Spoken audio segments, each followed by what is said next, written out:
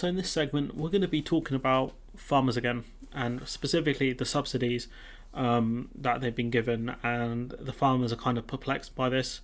I am also perplexed by this.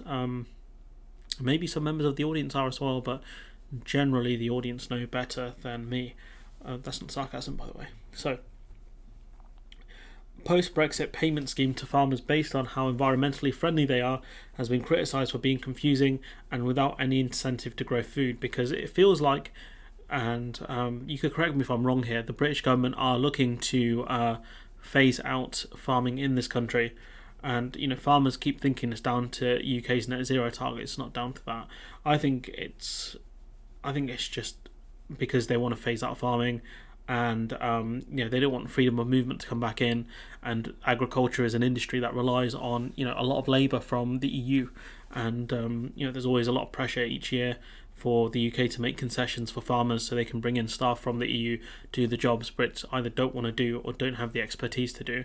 That's the only reason I can think of why they would want to do this. Either that, or they just want to drive the farmers out of business so the Tory donors can buy the land really cheap, but that's a more cynical view. So, after leaving the EU, payments made under Common Agricultural Policy started to be phased out and replaced by payments dependent on how much a farm gives back to the environment, and it's very confusing to define that. So if you give 20% back to the environment in terms of for environmental projects, are you paid based on that? How do you define what an environmental project is?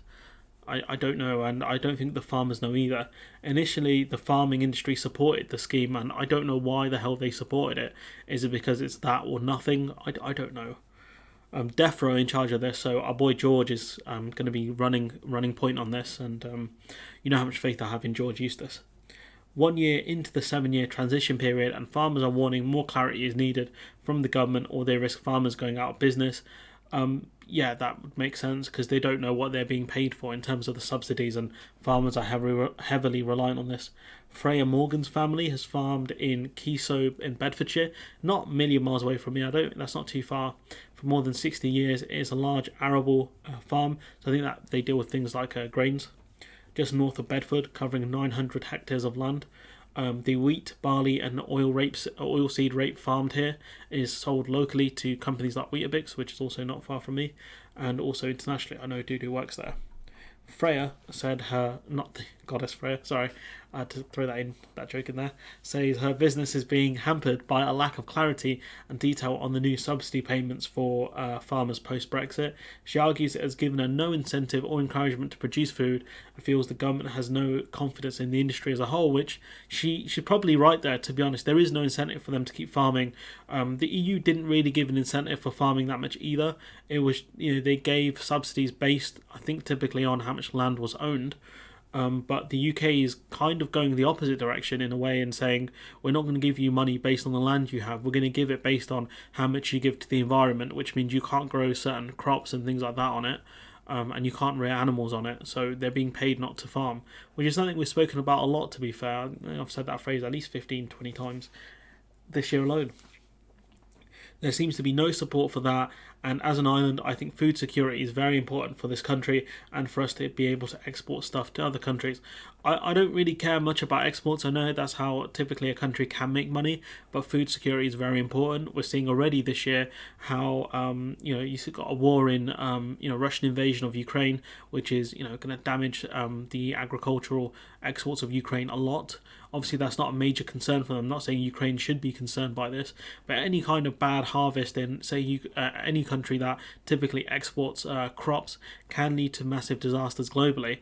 And if the UK actually invested more in the agricultural sector and made us food secure, we wouldn't be in such a bad position.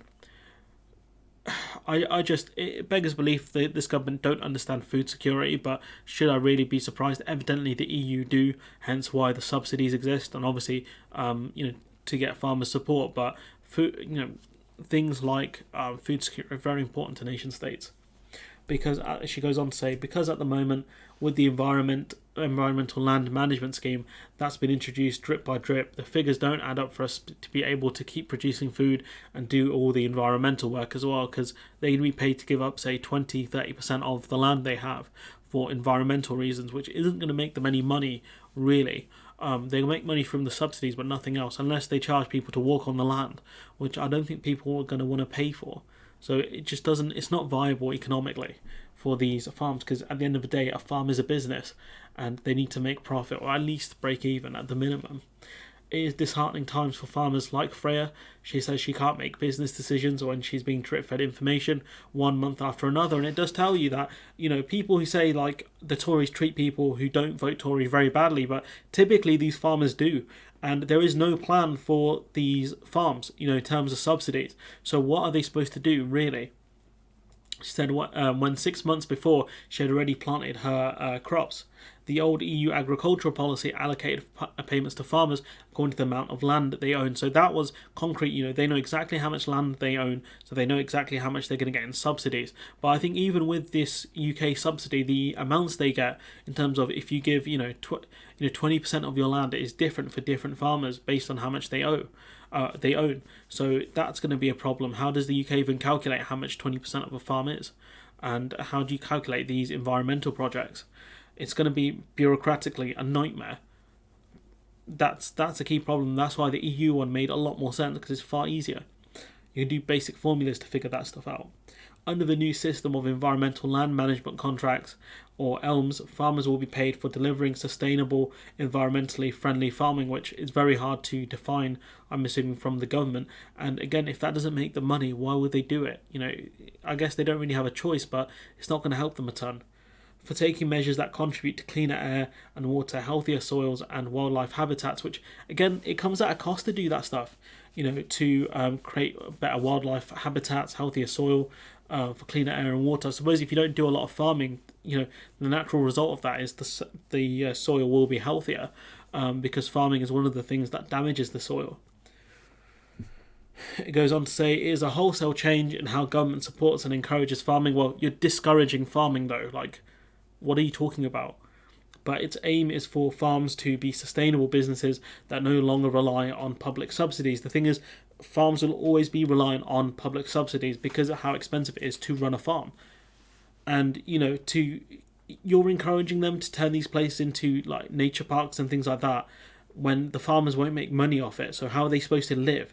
Like, this whole point they're making is for farms to be sustainable businesses, no longer reliant on public subsidies. Makes no sense. The only way you're going to do that is if you run them into the ground and force them to sell up the land, so there aren't any more farms in the UK. It's absolute madness, to be honest. The government discourages farming and won't support them, in my opinion. Tom Bradshaw farms in Fordham near Colchester, Essex. As the Vice President of the National Farmers Union, he is the voice of 55,000 members of the farming community across Britain. I had no idea the NFU were that big. He too is frustrated by the lack of details provided by DEFRA and the long-term implications it may have on the industry as a whole. We know they have some sort of 7-year scheme, but the simple fact is they haven't given a lot of specifics, and given the fact that the farms are drip-fed month by month, it's not very helpful, is it? Tom Bradshaw, the Vice President, said, "When I look at the overall policy, we're trying to deliver clean air, clean water, net zero, biodiversity recovery, and these are huge goals in themselves," which I'm not dissing these goals. These are good goals to have. But sustainable food production has to be at the heart of that, and yet we don't have a food plan, and the incentives don't look like they're high enough to make farmers want to be part of it, and so they won't get any subsidies then if that's the case. And the simple fact is, you can't be net zero at home and then import food from around the world, which has a massive environmental cost in itself. It doesn't make sense. It really doesn't. That's really worrying, because it just doesn't seem like a coherent strategy. It appears it's all about cheap food and it's not about truly sustainable food production. Our ambition is for the UK to be genuinely world-leading in sustainable climate-friendly food production, and yet at the moment we're being opened up to these trade deals which risk undermining it. And not to mention the fact that these, Australia does have lower food standards than the UK, so you're opening us up to, food that's farmed at a lower standard to us, and it's much, much worse for the animals. This whole strategy makes no sense. Tom says the industry still lacks a clear policy and plan on how it is going to feed the country for the future. Well, the reality is you're not. You're not going to be able to do that. He says, "For us, the worst result would be a reduction in the self-sufficiency of UK food," said Mr. Bradshaw, which is going to happen.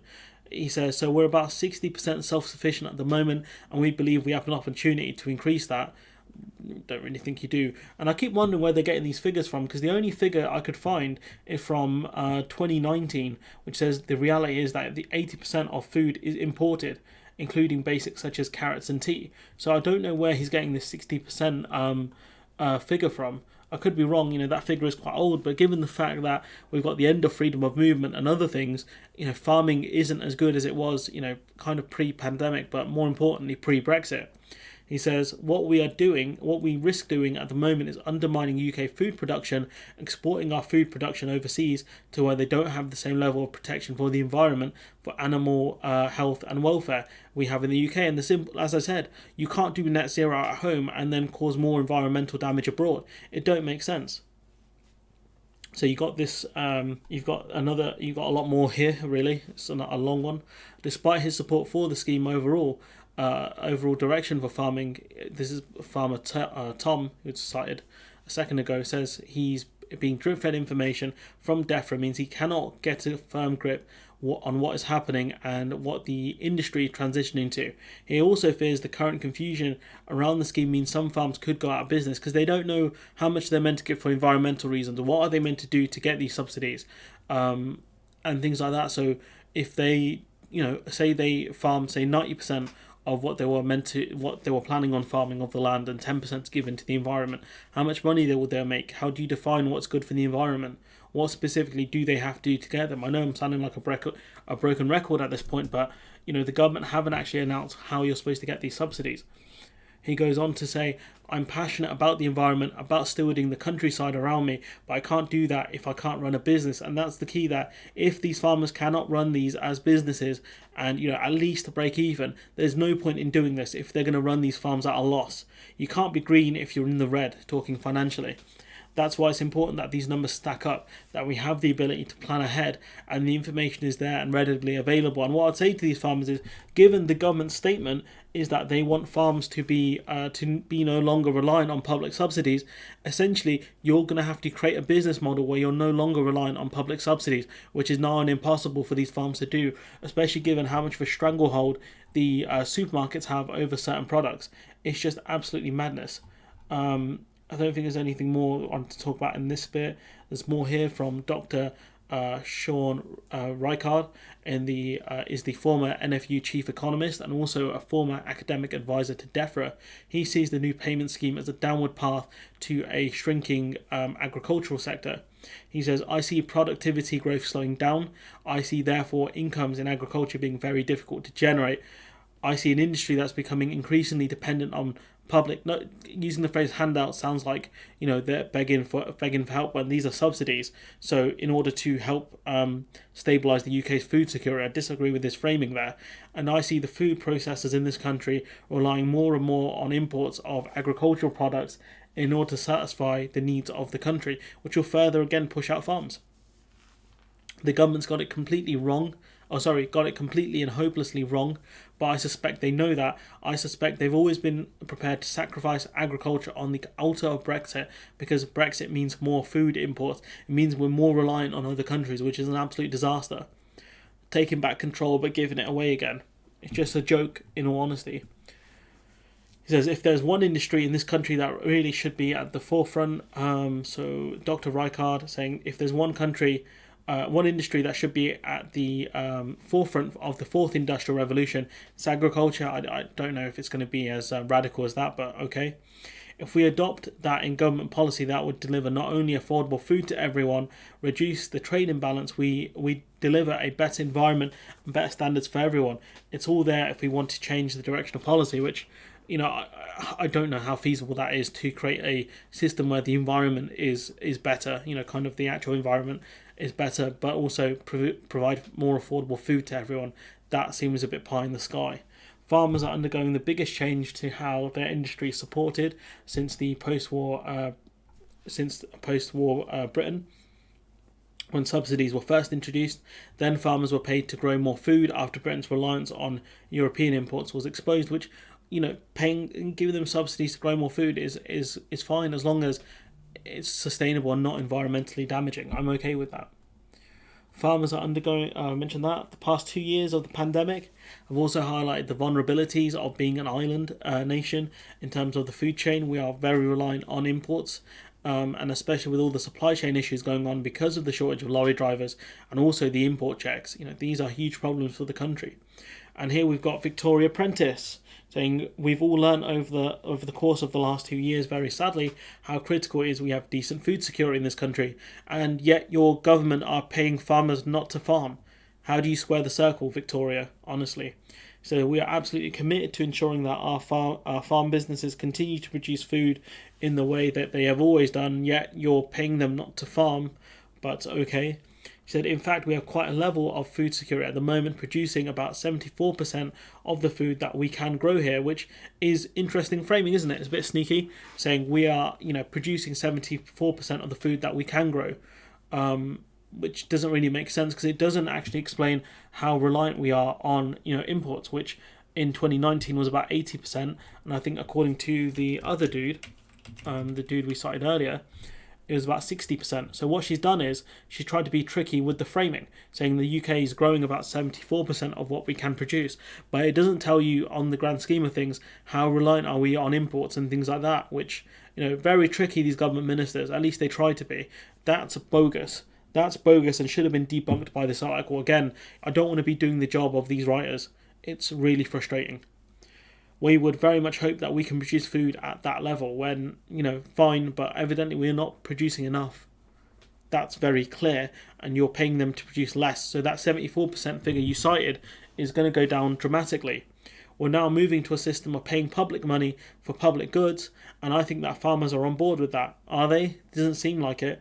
So the best proof I've got is that 52% of farmers, my own farm included, have now signed up for some form of countryside stewardship. Is it because you've gotten rid of their original subsidies and made it so the only way for them to get subsidies is this countryside stewardship scheme?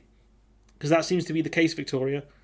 And we've absolutely guaranteed that those in one of the stewardship schemes will transition seamlessly into new policies. So is it the case that you said, we're going to pay you not to farm, and some of these farmers said, I guess I don't have much choice because you're not going to pay me subsidies if I don't accept this? Because evidently, as these other farmers have shown, they're very annoyed about this. They're very confused. They don't know what's going on. They don't know how much money they're going to receive from DEFRA in terms of subsidies. And I don't think they actually really know what they have to do to get said subsidies. So it's just a joke overall. But there's not much more for me to say on this one apart from this government policy is a joke. Absolute joke. But I'm going to leave it there. Let me know what you think in the comments below. Like, comment, share, subscribe. Hopefully support the channel on Patreon if you can. And hopefully I'll see you in the next one.